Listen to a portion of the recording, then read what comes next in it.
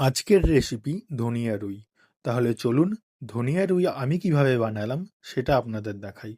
ধনেপাতা দিয়ে রুই মাছ রান্না করার মেন উপকরণ ধনেপাতা। তাই বেশ অনেকটা পরিমাণে ধনেপাতা নিয়ে নিলাম আমি।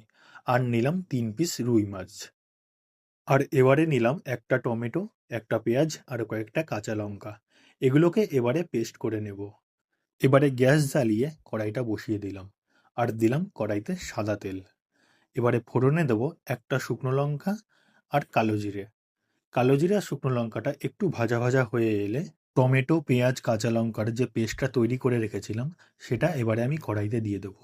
এবারে আমি মশলাটাকে বেশ খানিকক্ষণ ভালো করে কষিয়ে নেব। আর একটু কষানো হয়ে গেলে এখানে আমি দেবো নুন, হলুদ আর ধনে গুঁড়ো। এবারে নুন, হলুদ আর ধনে গুঁড়ো দেওয়ার পরে আরও একটু কষিয়ে নেব আমি মশলাটা। যতক্ষণ না মশলা থেকে তেল ছাড়ছে ততক্ষণ মশলাটাকে আমি কষাতেই থাকবো। আচ্ছা, মশলাটা কষানো হোক, ততক্ষণে আমি ধনেপাতাগুলোকে পেস্ট করে নিয়ে আসি। চলো, ধনেপাতা পেস্ট করা হয়ে গেছে। এবারে আমি এই মশলার মধ্যে 3টে গোটা কাঁচা লঙ্কা দিয়ে দিলাম। এবারে একটু জল দিয়ে আর কিছুক্ষণ কষিয়ে নেব মশলাটা।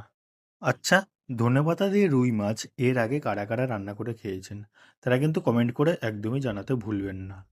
দেখুন মশলা থেকে তেল ছেড়ে গেছে। এবারে আমি পেস্ট করা ধনেপাতাগুলো কড়াইতে দিয়ে দিলাম।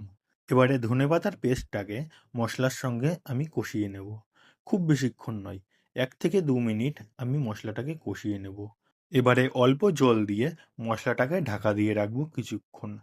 কিছুক্ষণ বাদে ঢাকনা খুলে কড়াইতে মাছগুলো দিয়ে দেব। মাছগুলো দেওয়ার পরে কিছুক্ষণ ঢাকা দিয়ে রেখে নামিয়ে নিলেই রেডি ধনিয়া রুই। হাতে যদি সময় কম থাকে তাহলে কিন্তু অল্প সময়ে এই ধনিয়া রুই তৈরি করে নিতে পারেন আপনারা। খুব অল্প সময়ে এইরকম একটা রান্না করে কিন্তু বাড়ির সবাইকে চমকে দিতে পারেন। চলুন তাহলে এবারে ঢাকনা খুলে দেখি কতদূর হলো তরকারি। ব্যাস, তরকারিটা একদম রেডি। এবারে মাছটাকে একবার করে উল্টে দিয়ে ঢাকনা চাপা দিয়ে গ্যাস বন্ধ করে রেখে দেবো কিছুক্ষণের জন্যে। ব্যাস, ধনেপাতা দিয়ে রুই মাছ রান্না একদম রেডি। এবারে খেয়ে দেখার পালা কেমন হলো রান্নাটা। খেতে তো দারুণ হয়েছিল। তা এবারে আপনারা কমেন্টে লিখুন তো যে দেখতে কেমন লাগছে রান্নাটা। আর এই রকম ধনেপাতা দিয়ে রুই মাছ আপনারা আগে কে কে রান্না করে খেয়েছেন সেটাও কিন্তু কমেন্ট করে জানাতে একদম ভুলবেন না। ভিডিওটি যদি ভালো লাগে তাহলে একটা লাইক আর শেয়ার করে দেবেন।